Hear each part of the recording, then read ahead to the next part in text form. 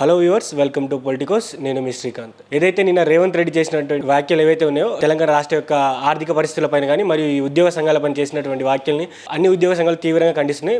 మనతో పాటు ఇప్పుడు మాట్లాడడానికి టీఎన్జిఓస్ ఏదైతే సంఘం ఉందో, జేఏసీ ఉందో, దానికి సంబంధించినటువంటి జగదీశ్వర్ గారు మనతో పాటు ఉన్నారు. సో వారితో పాటు మాట్లాడి తెలుసుకుందాం. నమస్తే అన్న. నమస్కారం. ఎందుకు రేవంత్ రెడ్డిని ఎందుకు ఇంత ఇబ్బంది పెడుతున్నారు? ఎందుకు అంటే అంత ఆవేదన గురి కావడానికి కావాల్సిన అవసరం ఏమున్నది? మేము ఇబ్బంది ఎందుకు పెడుతున్నాం? ఒక సమ్యాన్ని ఎక్కడ చెప్పలేదు, సమరమని ఎక్కడ చెప్పలేదు.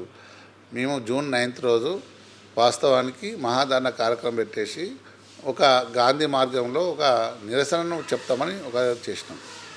వాస్తవానికి గతంలో 3 గంటలు ఇచ్చి ముఖ్యమంత్రి గారు రేవంత్ రెడ్డి గారు మనం మాట్లాడుతూ మీ అన్ని సమస్యలు పరిష్కరిస్తాం, మీకు ఒక సబ్ కమిటీ వేస్తున్నా, సబ్ కమిటీలో చర్చించుకొని సమస్యలు పరిష్కరించండి, కానీ నాతో మాట్లాడమని చెప్పిండు. కానీ సబ్ కమిటీ వేసి 7 నెలలైనా ఇది వరకు ఒక్కసారి కూడా మాట్లాడలేదు. మరి అక్కడ ఆర్థికపరమైన కాకుండా ఆర్థికేతర సమస్యలు కూడా ఉన్నాయి. వాటిని కూర్చుని పెట్టి మాట్లాడవలసిన పరిస్థితి ప్రభుత్వం పైన ఉన్నది. కొందరు మంత్రులు అయితే ఎన్నిసార్లు చెప్పినా కానీ కనీసం ఆ డిపార్ట్మెంట్ రివ్యూ చేయకుండా గంటల కూర్చొని కొందరు అధికారులు గట్టి చేసుకుంటూ అది ఇబ్బందికరంగా చేసినప్పుడు మేము ఉద్యోగ సంఘ నాయకులుగా ఒక కాల్ ఇచ్చినాం. కానీ దాన్నే పట్టుకొని ఇలా ఉద్యోగులు రేవంత్ రెడ్డి గారు చెప్పినట్టు ప్రజలకు వ్యతిరేకం కాదు, ప్రభుత్వానికి వ్యతిరేకం. ఆ ప్రభుత్వం తీసుకొచ్చిన పథకాలను ఇంప్లిమెంట్ చేసే బాధ్యత ఇలా ఉద్యోగ సంఘాలుగా మాకున్నది. ఓకే, ఏదైతే ఇంకో విషయం కూడా చెప్తా ఉన్నారు, మిమ్మల్ని రాజకీయంగా వేరే వాళ్ళు ప్రేరేపిస్తున్నారు, అంటే మిమ్మల్ని రెచ్చగొడతా ఉన్నారు, ప్రభుత్వం పైన ఉసిగొలుపుతా ఉన్నారు. ఏదైతే ఇప్పుడు కాంగ్రెస్ ప్రభుత్వం ఉందో దీన్ని దించడానికి శత విధాలుగా అన్ని ఉద్యోగ సంఘాలు కలిసి ప్రయత్నిస్తున్నాయి అంటున్నారు. తప్పు ఆ మాట తప్పు. ఎందుకంటే ప్రభుత్వ ఉద్యోగులుగానే గత ప్రభుత్వంలో మాకు పెండింగ్ బిల్స్ ఉన్నాయి, డిఏలను ఇవ్వలేకపోయేది. కాబట్టి ఈ ప్రభుత్వానికి చాలామంది కోర్టుకు పోయి కూడా బ్యాలెట్ పేపర్ తీసుకొచ్చి ఓటేసిన సందర్భాన్ని గుర్తు చేసినాం. గౌరవనీయులైన రేవంత్ రెడ్డి గారు ముఖ్యమంత్రి గారు కూడా పాటు మీటింగ్లో ఉద్యోగులు తీసుకొచ్చిన ప్రభుత్వం అని చెప్పింది. మరి అప్పటికప్పటికే మేము చేదు అయినామా? మరి ప్రభుత్వ ఉద్యోగులుగా ఉంటుంది, ఎంత ఆశ ఉంటుంది. మా జీతాబత్యాలు మాకు కావాలి, అవి వస్తే పిల్లల్ని చదివించుకోవడానికో లేకపోతే ఇల్లు కట్టుకోవడానికో అది ఉంటుంది. ఇలా రిటైర్డ్ అయిన ఉద్యోగులకు సంవత్సరం నుంచి వాళ్ళ బకాయిలు రాకపోతే ఎట్లా పరిస్థితి ఉంటుంది? రిటైర్ అయిన తర్వాత వాళ్ళ జీతం ఆగిపోతుంది, సగానికి సగం పడిపోతుంది. పోయినప్పుడు వాళ్ళ కుటుంబ ఆర్థిక భారం ఇబ్బందికరంగా అవుతుంది.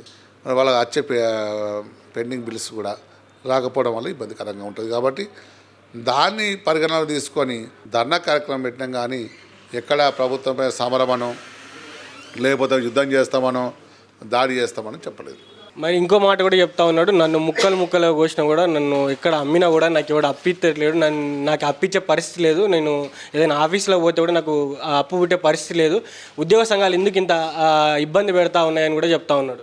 తప్పది అట్లా మాట్లాడడానికి. మరి అప్పించలేని పరిస్థితి అవసరం లేదు. ఒకవేళ ఆర్థిక పరిస్థితి ఇబ్బందికరంగా ఉంటే అందరం కూర్చుందాం, ఎట్లా చేద్దాము కూర్చొని మాట్లాడుకోవాలి.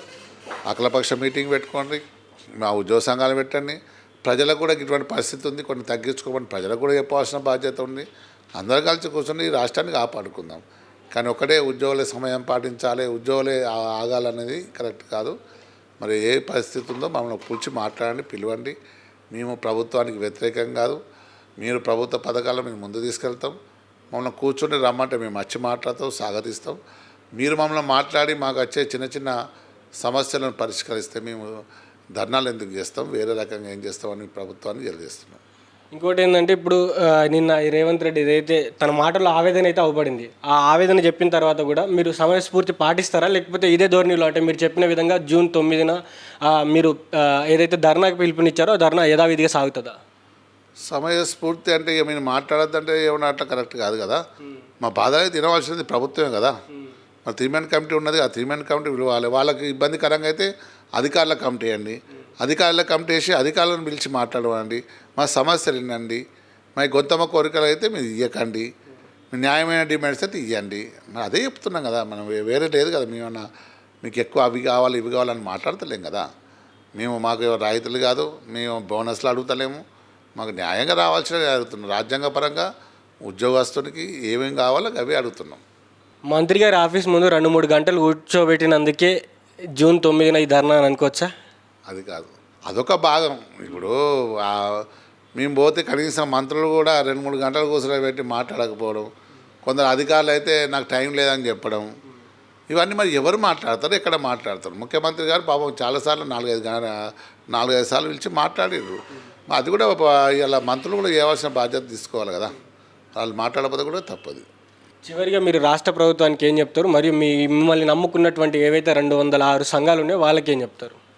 నేను రాష్ట్ర ప్రభుత్వాన్ని ఒకటే చెప్తున్నాం, మీరు ఆర్థిక పరిస్థితి బాగాలేదని చెప్పిన మాట మాకు బాధ కలిగించినా మనం అందరం కూర్చొని ఎట్లా చేసుకుందాం, ఎట్లా తగ్గించుకుందాం, మరి అందరు తగ్గించుకుంటే అందరు తగ్గించుకుందాం. ఎట్లా ఉంది మీ పరిస్థితి ఎట్లుందో మాకు చెప్పండి, మా పరిస్థితి మీకు చెప్తాం. మరి ఒక ప్రభుత్వ ఉద్యోగులే కదా, ఒక ప్రభుత్వ ఉద్యోగులే తగ్గించుకున్నట్టు కాదు కాబట్టి మాకు న్యాయమైనవి. జీతం అనేది మ్యాండేటరీ, ఎవరైనా రాజ్యాంగంలో ఇచ్చినట్టు జీతభత్యాలనే ఇవ్వాల్సిన బాధ్యత ప్రభుత్వాన్ని. మేము ఎక్కువ జీతం పెంచమని అడుగుతలేము, లేకపోతే బోనస్లు ఇవ్వమంటాం, పండగ ఇవ్వమని చెప్తలేం. కాబట్టి ప్రభుత్వాన్ని ఒకటే కోరుతున్నాం, మేము ఉద్యోగులుగా సమయాన్ని పాటిస్తున్నాం, 16 నెలలు పాటించాం, ఇంకా పాటించే పరిస్థితి లేదు. ఎందుకంటే మా రిటైర్డ్ ఉద్యోగ సంవత్సరానికి చేత చాలా ఇబ్బంది పడుతున్నారు. మీ దగ్గర ఉన్న మీ చుట్టూన్న గన్మెన్లను అడగండి, మీ పోలీసులను అడగండి, మీ దగ్గర ఉన్న పిఏలను అడగండి, మీరు ఇంటెలిజెన్స్ని అడగండి. ఇలా ఉద్యోగుల పరిస్థితి ఎలా ఉందో మీకు వాళ్ళు చెప్తారు. కాబట్టి ముఖ్యమంత్రి గారిని మనం పిలిచి మాట్లాడండి, మీరు అధికారుల కమిటీ చేయండి. ముఖ్యంగా వాళ్ళ మంత్రులకు సమయం దొరుకుతలేదు మాట్లాడాలి. కాబట్టి మీరే ఒక అధికార కమిటీ వేసి మా సమస్యలు ఏంటండి, దాన్ని పరిష్కార మార్గం చేయండి. ఇది మారం జగదీష్ గారు చెప్తున్నటువంటి మాట. ఏదైతే అన్ని రంగాలు కలిసి, అంటే ఒక రంగం ఉద్యోగులనే కాకుండా అన్ని రంగాల వారిని కూడా వారి సమయం పాటించి వారి యొక్క పథకాలను కూడా తగ్గించుకొని అన్ని విధాలుగా, అంటే అందరం కలిసి కూడా ఏదైతే ఈ ఆర్థిక సంక్షోభం ఉందో ఈ సంక్షోభాన్ని దాటవేయేలాగా ఎలాంటి చర్యలు తీసుకోవాలో అలాంటి చర్యలను పాటిద్దాం. మంత్రులు కానీ మరియు ముఖ్యమంత్రి కానీ మమ్మల్ని పిలిచి మాట్లాడాలి తప్పనిసరి అని కూడా చెప్తా ఉన్నారు. ఈ జూన్ 9న ఈ యథావిధిగా ఏదైతే ఈ దీక్ష ఉందో ఈ దీక్ష అనేది కొనసాగుతుందని కూడా చెప్తున్నారు.